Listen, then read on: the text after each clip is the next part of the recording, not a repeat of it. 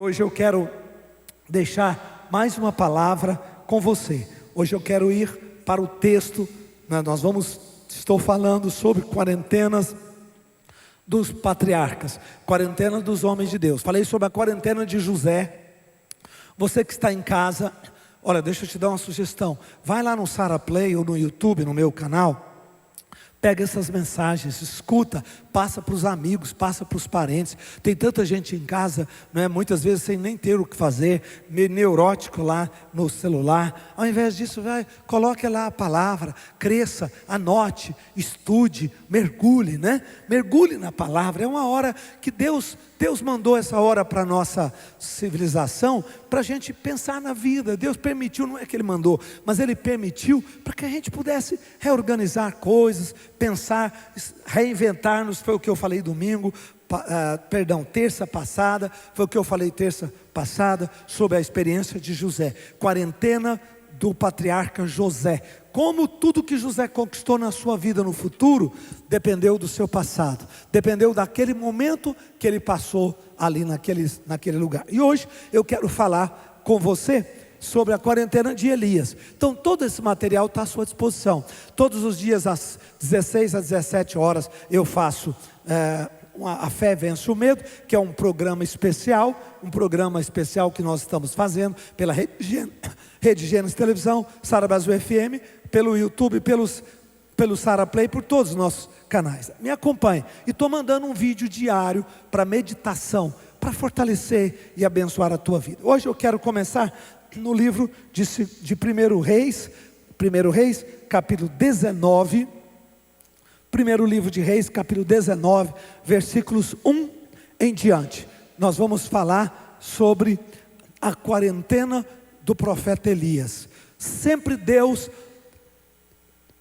usou ou trabalhou no coração dos seus filhos por meio de circunstâncias como as que nós estamos vivendo hoje. É interessante que a gente não tinha visto isso. Davi passou uma quarentena, José passou, eu já mostrei. Hoje eu vou mostrar aqui agora de Elias. E tudo começa, a quarentena de Elias começa em um conflito da sua vida. Sempre tem um conflito, né, gente? Sempre tem algo que tira o ponto do equilíbrio. Sempre tem alguma coisa que desequilibra a vida social, como é o caso desse vírus, né? Tem alguém lá no fim do mundo que acha gostoso comer sopa de morcego, e o resultado é isso aí. Agora, é óbvio que aquilo é um bicho dos mais perigosos, está na lista dos animais imundos, como Deus protegeu o seu povo no Velho Testamento, né? O que poderia comer, o que não poderia comer. Agora a gente entende as leis higiênicas do Velho Testamento, como o Senhor era zeloso e preocupado sobre isso, né? Então, agora, na vida de Elias, não foi um acontecimento social, mas foi um desentendimento político, né, da condução de liderança. Às vezes a sua liderança te conduz para uma quarentena. Às vezes a sua posição de fé te leva a entrar no período de quarentena. Então isso vem de diversos caminhos em nossas vidas. Vamos lá. Acabe fez saber a Jezabel tudo quando Elias havia feito, como matar os profetas à espada. Acabe era o marido dela, né? Era o rei e ela era a rainha. Então Jezabel mandou um mensageiro a Elias a dizer: faça-me os deuses como lhes aprouve, se amanhã a esta hora não fizer eu a tua vida como fizestes com cada um deles. Temendo Elias, pois, levantou-se para salvar a sua vida, foi a Berseba, que pertence a Judá, e ali deixou o seu moço. Ele mesmo, porém, foi ao deserto, caminho de um dia.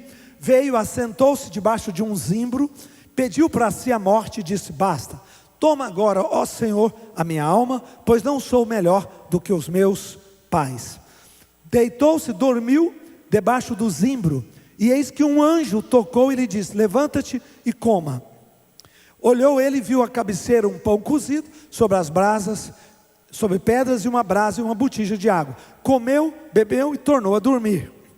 Voltou segunda vez o anjo, tocou-lhe e disse: levanta-te e coma, porque o caminho te será sobremodo longo. Levantou-se, comeu e bebeu, e com a força daquela comida, caminhou 40 dias, 40 noites, até Horebe, o monte de Deus. 40 dias foi o tempo da quarentena de Elias. Agora, a quarentena de Elias, aliás, as quarentenas têm algumas coisas similares, tem alguns padrões de coincidências. E essa aqui qual é? É que a Bíblia diz que ele tomou uma posição de liderança profética, julgou, fez um sinal, né? Deus mandou fogo dos céus, o fogo dos céus caiu no altar, né? O fogo dos céus consumiu a lenha, consumiu o altar, o sacrifício, a água. Foi algo tão visível, tão espetacular, que Elias imaginou que ninguém tivesse dúvida. Só que aquilo, ao invés de ser bênção, foi problema para ele. Ao invés de todo Israel aplaudir, eles o perseguiram. E a rainha tomou essa iniciativa, dizendo: amanhã, a essa hora, eu te matarei. Te matarei, como você fez com os profetas de Baal. E aí começa a quarentena de Elias, porque a Bíblia diz que ele teve medo.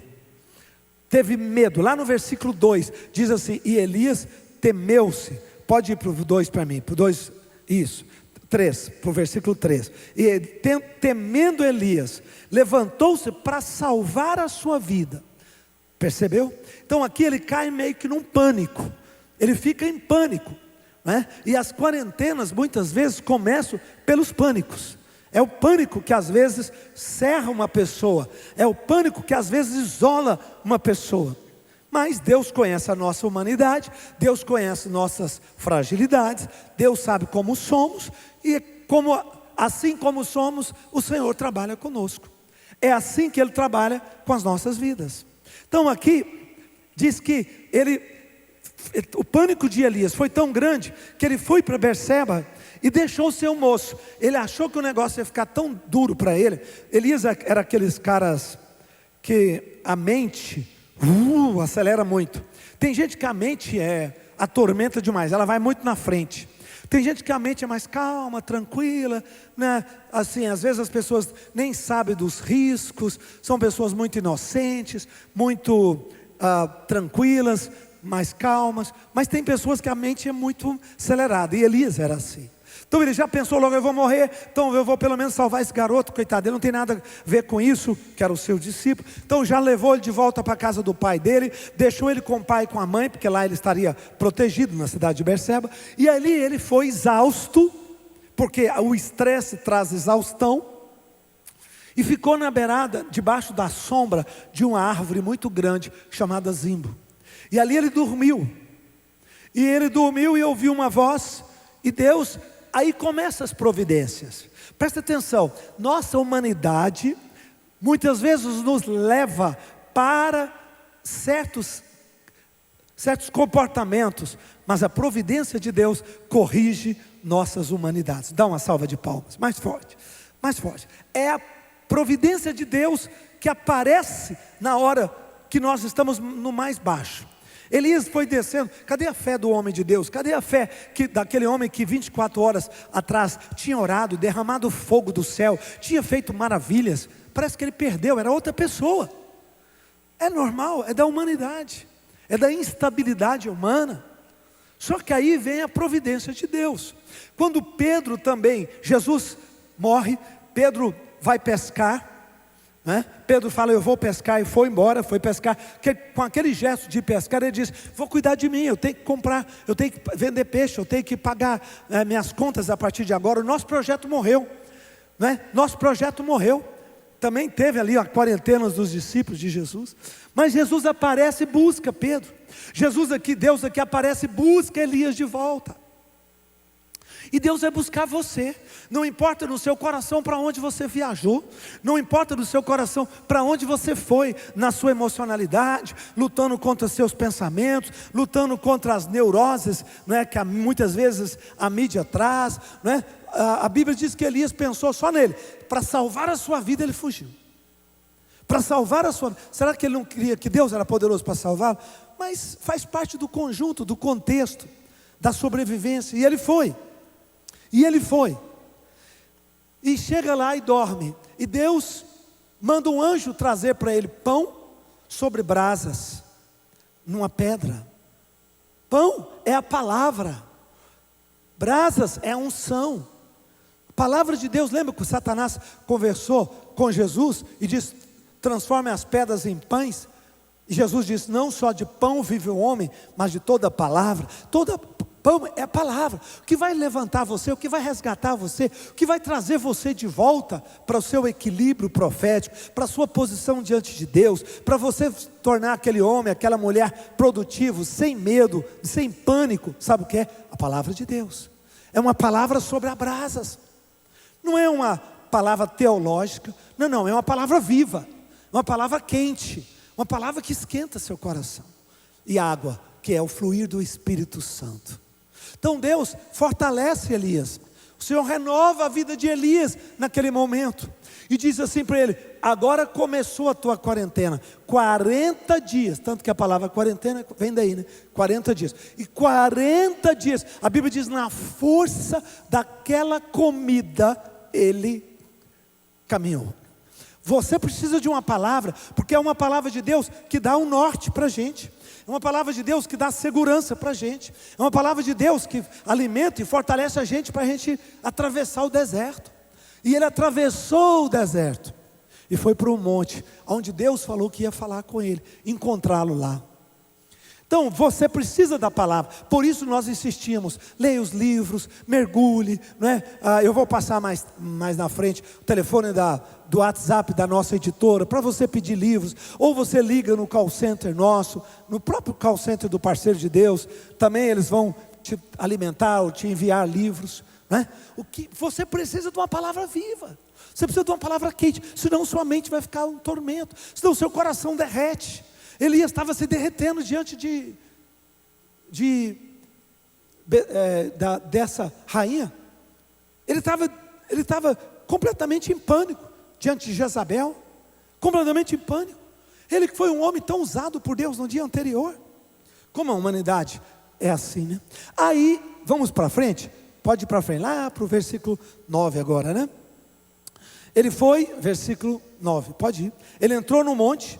Ali tinha uma caverna onde passou a noite, e eis que lhe veio a palavra do Senhor dizendo: que fazes tu aqui, Elias? Deus deu para ele pão.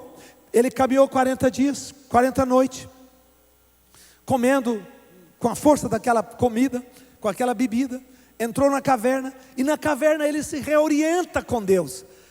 Então presta atenção, quarentenas é tempo de reorientação. Terça-feira passada eu disse, quarentena é tempo de reconstrução. Hoje eu quero falar sobre reorientação. Deus reorienta Elias. E a pergunta para a reorientação é: o que você está fazendo aqui? Onde você está? Você está aqui por uma fuga? Você está aqui por um chamado? Você está aqui por um propósito? O que é que você está fazendo na sua vida? E essa é a pergunta que eu tenho para você. Você que parou por circunstâncias da quarentena atual nossa, eu quero te perguntar, o que você está fazendo da sua vida? Não é? Qual o seu projeto de vida? Você está debaixo de uma palavra de Deus? Você está construindo, trabalhando, pagando as despesas da sua família com honra? Parabéns, tem que ser assim, graças a Deus. Mas qual o projeto da sua vida? O que você está construindo? Deus falou: o que tu fazes aqui? E ele disse: eu fui zeloso pelo Senhor, Deus dos exércitos, que os filhos de Israel deixaram a aliança, derrubaram os altares, mataram os profetas, só eu fiquei e procuro tirar a minha vida. Viu tanto de lamentação, viu tanto de desculpas. Deus, o pastor abusou do meu pai, humilhou minha mãe, né? Eu saí da igreja. Quantas desculpas humanas nós temos? Quantas vezes nós estamos longe do chamado e começamos a construir desculpas de problema, desculpas. Elias também tinha tantas desculpas, e ele diz: só eu fiquei, né? Quer dizer, a lista dele era grande. Como você, como eu também temos desculpas. Querem agora me tirar a minha vida, querem agora me matar, Senhor. Próximo, versículo 11. E aí, disse-lhe o Senhor: põe-te no monte perante o Senhor. E eis que passava o Senhor, um grande e forte vento fendia os montes, despedaçava as penhas diante do Senhor, porém o Senhor não estava no vento. Depois um terremoto, mas o Senhor também não estava no terremoto. Para frente. Depois do terremoto um fogo, mas o Senhor não estava no fogo. Depois do fogo um cicio tranquilo e suave. Quando Elias viu, envolveu o rosto no manto, saindo-se, pôs-se à entrada da caverna, e eis que lhe veio a voz dizendo: que fazes tu aqui, Elias? E ele respondeu: tenho sido zeloso pelo Senhor dos exércitos, pelos filhos de Israel, pela sua aliança, deixar a sua aliança, derrubar os teus altares, matar os profetas à espada, e eu fiquei só. Procuram tirar minha vida. Disse-lhe o Senhor: vai, volta para o teu caminho, para o deserto de Damasco. Chegando lá, unja Azael, rei da Síria. Próximo. A Jeú, filho de Nissi, ungirás rei de Israel. E também Esaú, filho de Safate, de Abel Meolá, ungirás profeta em teu lugar. Mais um, último versículo.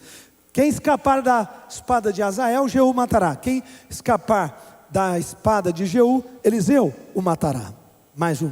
Então, conservei em Israel, também conservei em Israel 7.000, todos os joelhos que não se dobraram diante de Baal, toda a boca que não beijou. Dá uma salva de palmas bem forte, mais forte, mais forte. Eu amo esse texto, sabia?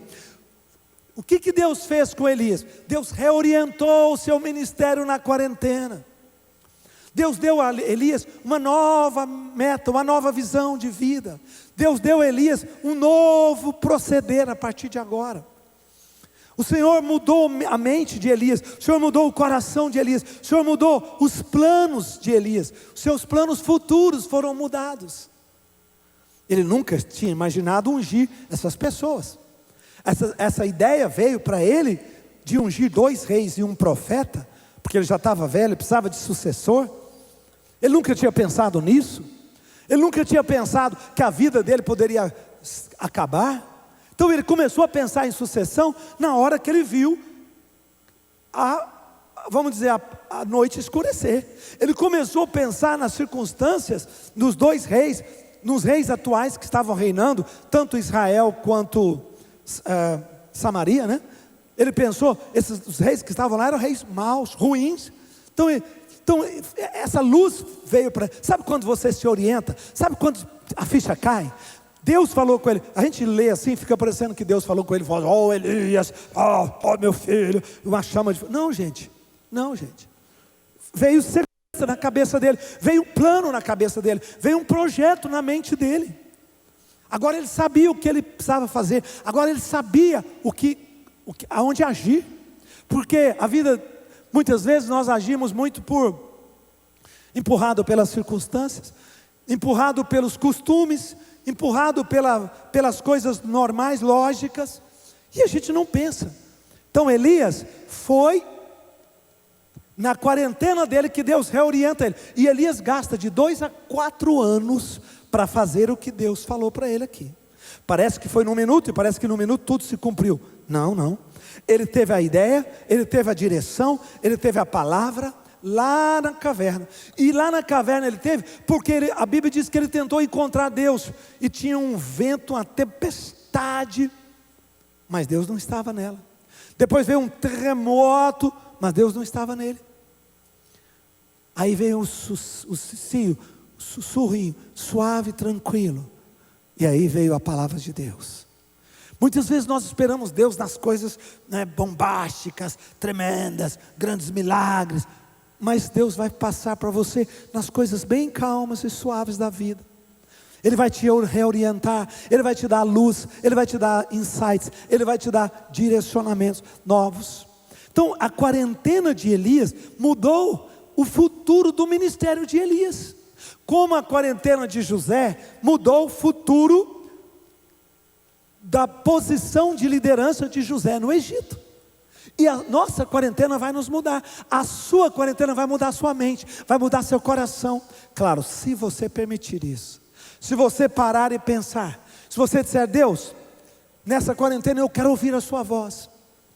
Primeiro que Elias estava com tanto medo, tanto pânico para proteger a vida dele, que a Bíblia diz que ele fugiu, desesperadamente, como doido, como um maluco.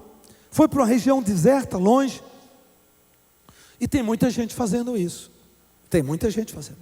E eu quero deixar essa palavra do Senhor para você hoje. Deus quer te reorientar. Nesse momento, Deus quer falar com você. Vá para a caverna e escuta a sua voz. Vá para a caverna e deixa o Espírito Santo guiar você. Deixa o Espírito Santo dirigir você.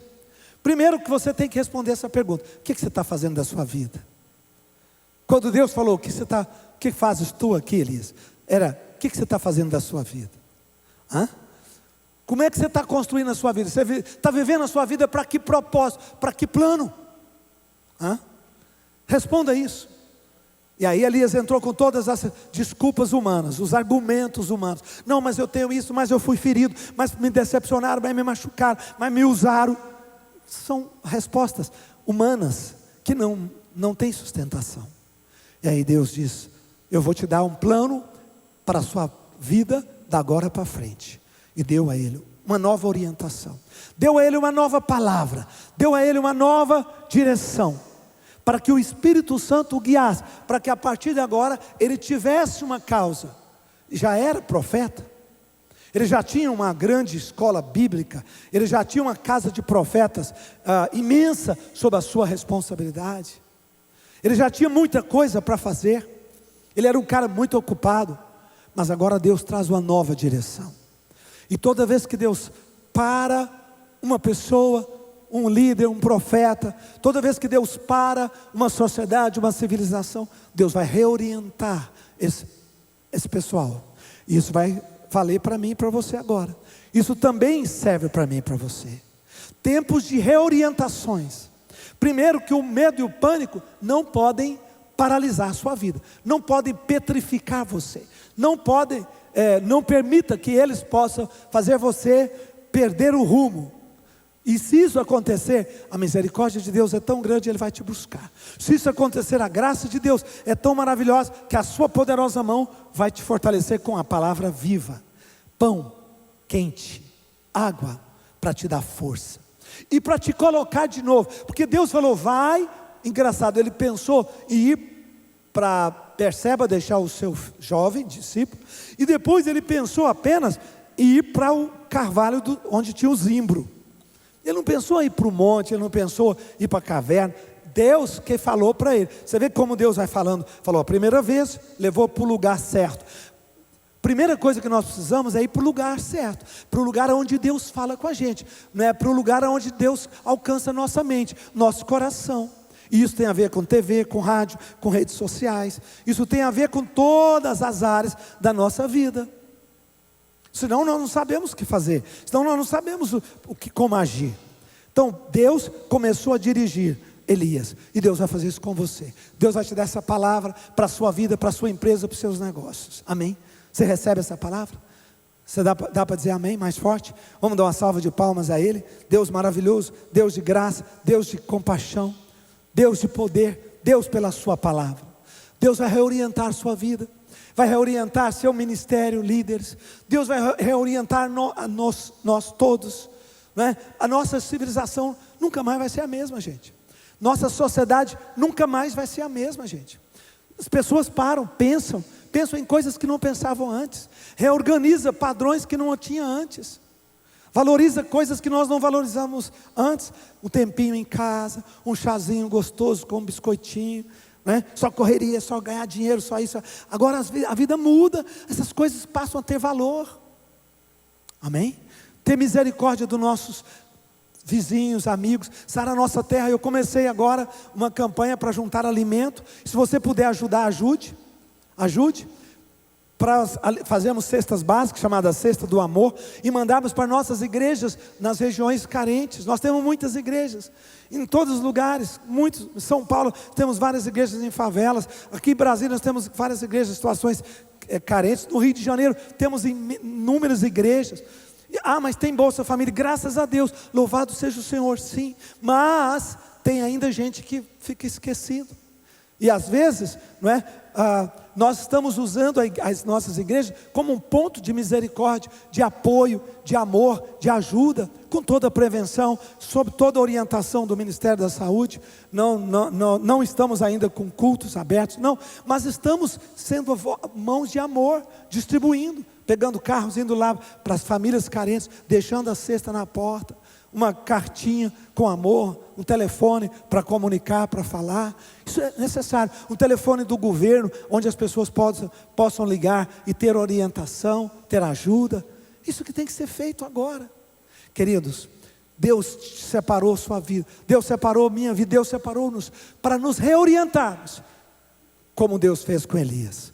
Amém? Eu queria fechar essa palavra. Eu queria que cada um que estivesse comigo agora pudesse pôr a mão no seu coração, na sua mente, e ore comigo.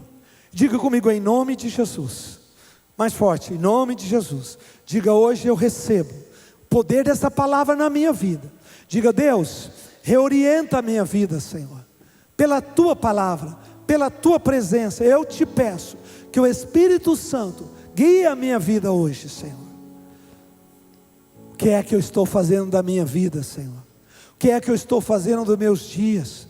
O que é que eu estou fazendo da minha existência, Senhor? Ajuda-me. Eu quero voltar. Eu quero andar sobre a tua palavra. Eu quero olhar o futuro com alegria, colorido, com fé, com esperança, Pai. Meu Deus, em nome de Jesus, nós estamos diante de Ti.